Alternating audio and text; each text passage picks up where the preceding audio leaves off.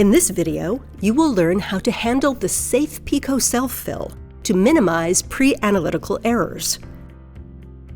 Make sure you are wearing gloves. Open the blister pack.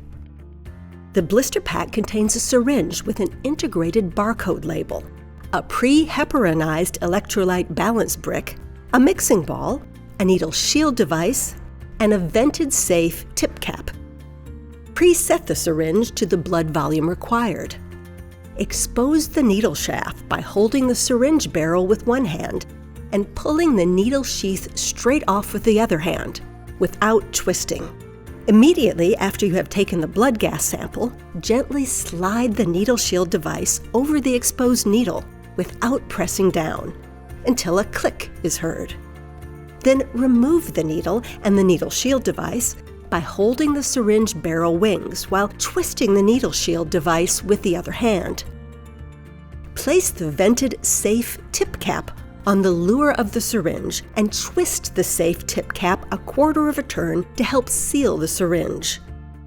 Gently press the plunger to expel excessive air bubbles into the vented safe tip cap.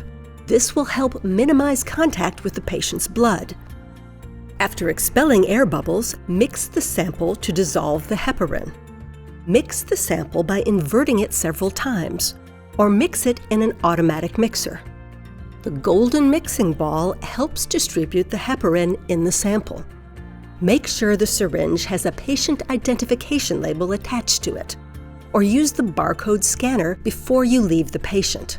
Always follow your hospital procedure on patient identification. Analyze the sample immediately, or stored at room temperature, and measure the sample within 30 minutes. Repeat the mixing procedure prior to analysis. Leave the safe tip cap on during analysis. Now you have seen how to use the safePICO self-fill.